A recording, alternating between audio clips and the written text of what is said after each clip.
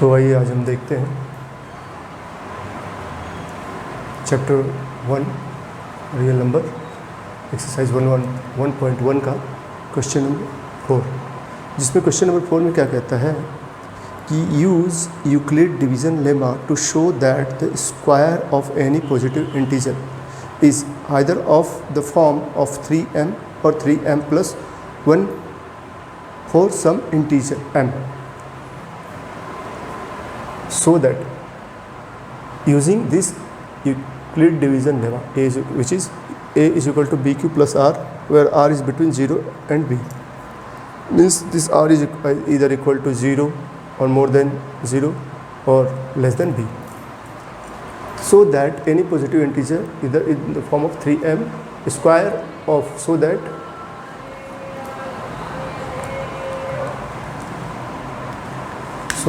square of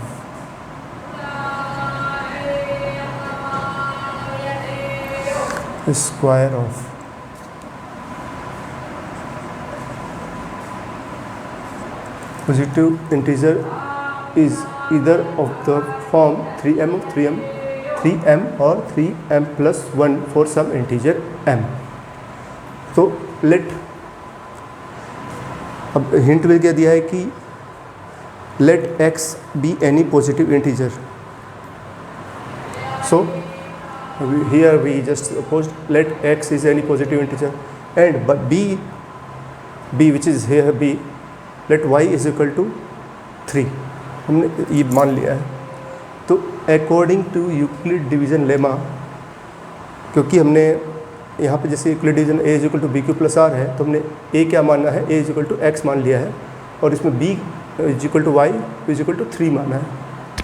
तो Euclid division lemma क्या हो कहेगा कि अनुसार स्टेटमेंट क्या होगा, x is equal to 3q plus r, okay, where r is between 0 and 3, means ये r या तो ये 0 के यहाँ पे इक्वल टू का साइन है, तो ये r ये तो 0 भी इसमें इंक्लूड होगा, मतलब 0 के बराबर भी हो सकता है या फिर 0 से बड़ा होगा लेकिन 3 से छोटा होगा.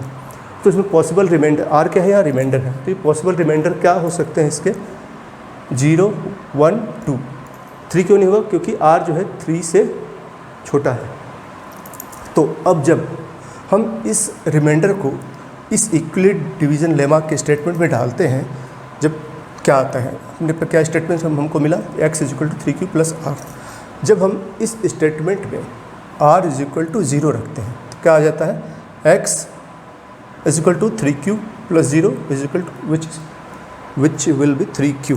3q प्लस 0 करोगे तो 3q ही आएगा. फिर हम अगर r इज इक्वल टू 1 रखते हैं तो क्या हो जाएगा, x is equal to 3q plus 1. अगर हम r इज इक्वल टू 2 रखते हैं तो x इज इक्वल टू क्या हो जाएगा, 3q प्लस 2. अब क्वेश्चन में क्या बोला है कि square of any positive integer. अब हम इसको क्या करते हैं, दोनों साइड स्क्वायर करते हैं इन तीनों स्टेटमेंट को. तो पहला वाला अगर हम दोनों साइड इसके स्क्वायर करेंगे तो x square is equal to क्या हो जाएगा, 3q का स्क्वायर करेंगे तो क्या हो जाएगा 9q स्क्वायर. ठीक है. तो अब इसको हम ऐसा भी लिख सकते हैं, 3 इंटू इन ब्रैकेट में हम 3q स्क्वायर ऐसा भी लिख सकते हैं. अब यहाँ पे हमने मान लिया है कि m is equal to 3q square. अब हमने ऐसा क्यों माना है, उसमें ऐसा बोला गया है कि m इज इक्वल टू क्या है, एक पॉजिटिव इंटीजर है. तो m पॉजिटिव इंटीजर है, तो यहाँ पे हम 3q स्क्वायर को m मान लेते हैं, क्योंकि अगर आपके यहाँ पे q पे कुछ भी वैल्यू रखोगे 1, 2, 3, 4, 5 तो एक ही पॉजिटिव इंटीजर ही देगा. इसीलिए हमने ये मान लिया कि m is equal to 3q square. तो अब जब हम यहाँ पे m मान लेते हैं तो यहाँ पे हम अगर इस वाले स्टेटमेंट में यहाँ पे m की वैल्यू पुट करते हैं तो क्या हो जाएगा, x square is equal to 3m. क्यों, क्योंकि हमने माना है m is equal to 3q square. ठीक है. अब दूसरा ये क्वेश्चन है, x इज जब r इज इक्वल टू 1 हो तो x इज इक्वल टू क्या होगा, 3q प्लस 1. अब हम जब इस स्टेटमेंट का को स्क्वायर करते हैं दोनों साइड तो क्या आता है, x स्क्वायर हो जाएगा. और जब 3q प्लस 1 को स्क्वायर करेंगे तो क्या हो जाएगा, 9q square plus 6q plus 1. ये आप सॉल्व करके देख सकते हो. तो ये क्या हो जाएगा, अगर आप वैसे डिटेल में चाहो तो डिटेल में बता सकता हूँ, लेकिन आप खुद ही आई थिंक आपको आता होगा। तो इसको जब स्क्वायर करेंगे 3q + 1 को स्क्वायर करेंगे तो इसका स्क्वायर आएगा 9q² + 6q + 1। अब हम इसमें से इसको इन दोनों को एक ब्रैकेट में ले लेते हैं और इसमें से हम 3 कॉमन ले लेते हैं। हम ले सकते हैं इसमें से, तो 3 हमने कॉमन ले लिए यहाँ से, तो क्या हो गया ये 3q² + 2q + 1। ठीक है। अब अगर हम ये मान लें कि 3q² + 2q ये क्या है, m है। क्यों? क्योंकि m कोई पॉजिटिव इंटीजर है, और अगर हम इसमें q की जगह पर कुछ भी वैल्यू पुट कर दें तो ये एक पॉजिटिव इंटीजर ही आएगा, इसलिए हमने मान लिया कि m है। तो जब m 3q² + 2q इसको हमने m माना है, तो इस m को जब हम इस इक्वेशन में रखेंगे तो क्या हो जाएगा, x² = 3m + 1। ठीक है। अब हम थर्ड देखते हैं। थर्ड क्या था, r = 2, वेयर x, जब हम r = 2 रखते हैं तो x = क्या हो जाता है 3q + 2। अब हम जब इसको स्क्वायर करते हैं तो क्या आएगा, x² = 9q² + 12q + 4। तो a² + 2ab + b² यही होता है इसका, a + b² = 2। तो 9q² + 12q + 4। अब इसको हम ऐसा भी लिख सकते हैं, 9q² + 12q, 3 को हम 3 + 1 भी लिख सकते हैं ना।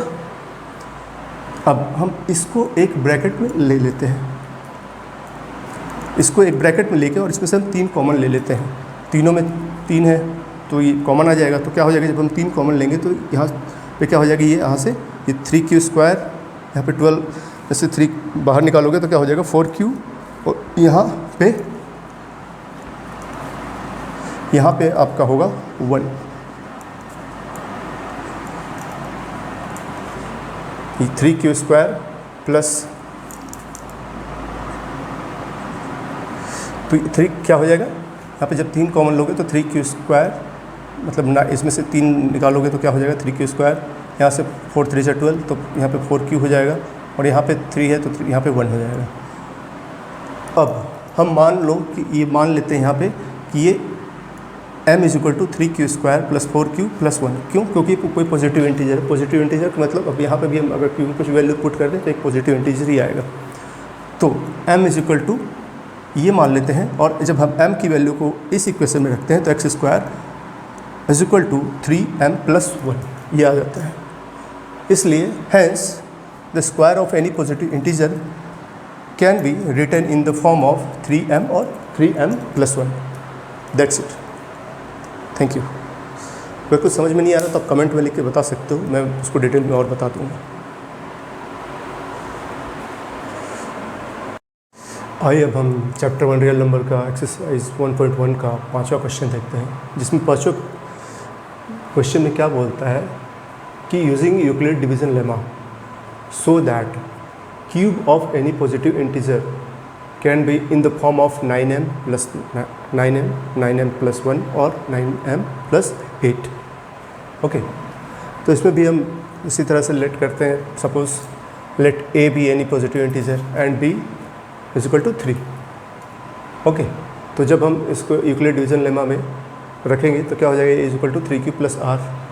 r क्या होगा, बिटवीन 0 एंड b, तो मतलब यहाँ पे b = क्या हो जाएगा 3। तो पॉसिबल रिमाइंडर्स क्या होंगे 0 1 2।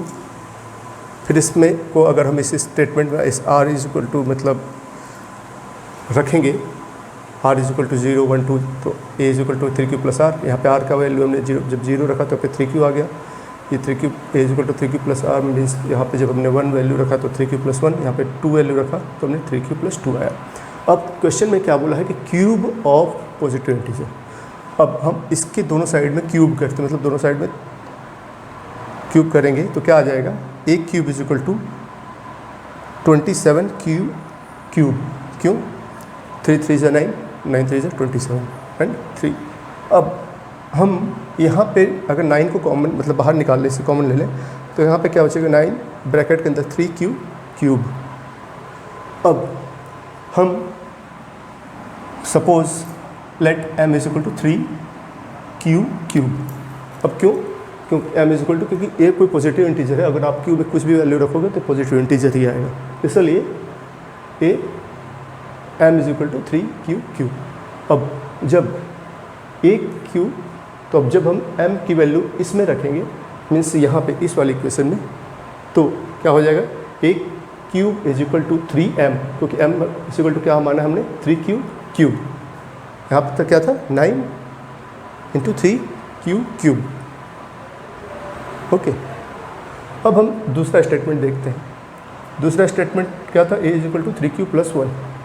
अब इसका जब हम क्यूब करते हैं, a cube is equal to 3q plus 1, sorry यहाँ पे क्यूब होगा,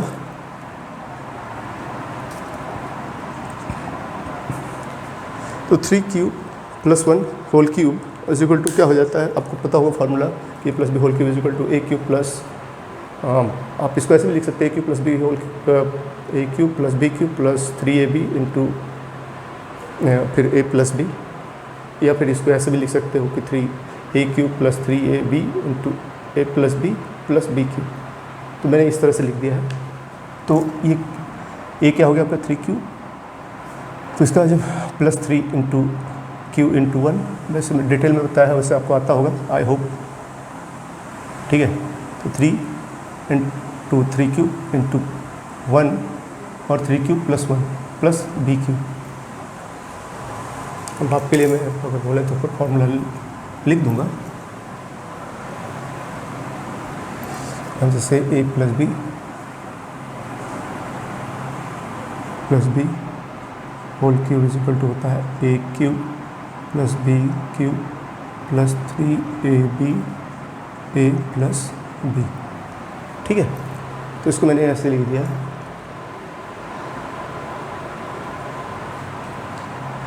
तो अब जब 3q क्यूब, अब इसको हमने यहाँ पे ये वाले के बीच में ले लिया है 3, इसको आप ऐसे भी इसको इधर उधर भी कर सकते हो, उससे कोई प्रॉब्लम नहीं है। तो 3q cube plus 3 into 3q into 1, ये क्या है, ये a हो गया, ये b हो गया, और ये फार्मूले पे 3 है, और इंटू a प्लस b, तो a क्या है यहाँ पे 3q, b क्या है 1, तो plus into 3 cube plus 1 plus 1 का क्यूब फिर 1 का क्यूब। हमने जब इसको सॉल्व किया तो क्या आ गया, 3 3 9 2 27 क्यूब प्लस, अब ये 3 3 9 9 3 27, यहाँ पे क्यू और क्यू स्क्वायर हो जाएगा, तो 27 क्यू स्क्वायर, ठीक है। अब 3 3 9 क्यू इंटू 1, तो 3 3 9 क्यू प्लस, ठीक है। तो ये आ गया 3 3 9 इंटू 1, तो और ये क्यूब, तो 9 क्यूब हो गया। अब यहाँ पे क्या हो गया, 1 का क्यूब 1 का क्यूब 1। अब a cube is equal to, ये आया था हमारा statement, 3q cube plus 27 cube square plus 9q plus 1। यहाँ से हम अगर 9 को कॉमन ले सकते हैं क्योंकि तीनों में ही 9 है, हमने 9 को कॉमन लिया तो क्या बच गया, 3q cube plus 3q square plus q plus 1। अब हमने अब हमने यहाँ पे क्या किया, सब मान लिया है क्या कि m is equal to 3q cube plus 3q square plus 1। क्यों? क्योंकि m is any positive integer, और जब आप इसमें कोई वैल्यू रखोगे तो 1 ही, मतलब कोई पॉजिटिव इंटीजर ही आएगा, ठीक है। तो जब हमने ये माना तो इस इक्वेशन में जब हम m की वैल्यू रखते हैं तो क्या हो जाता है, 3m a cube is equal to 9m plus 1, क्योंकि m इज इक्वल टू हमने ये मान लिया है। क्यों? क्योंकि कोई पॉजिटिव इंटीजर हो सकता है। तो a cube is equal to 3m plus 1। अब इसी का थर्ड इक्वेशन, थर्ड क्या था, 3q प्लस 2। अब इसका जब क्यूब करते हैं तो a cube is equal to 3q plus 2 whole cube is equal to 3q cube plus 3 into 3 cube into 2, और ये 3q plus 2 whole cube. a cube is equal to, again इसको जब सॉल्व करते हैं तो 27 क्यूब 3 3 9 2 18 3 54 क्यू स्क्वायर, क्यू और q square, ठीक है। फिर इसमें मल्टीप्लाई करते हैं सेकंड वाले में, तो 3 3 9 2 18 18 टू ज़ा 36, तो 36 क्यूब हो गया। फिर प्लस ये 8 का क्यूब क्या, 2 का क्यूब क्या हो जाएगा 8।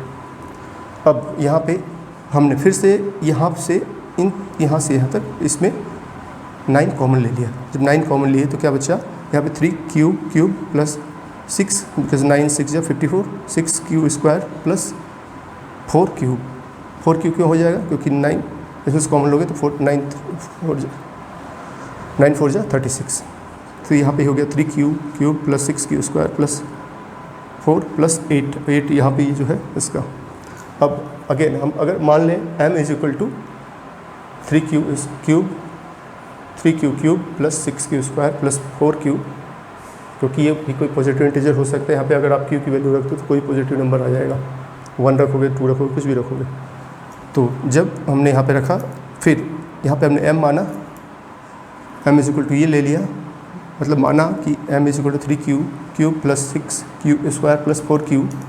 और फिर हम इस m की वैल्यू को पुटिंग m वैल्यू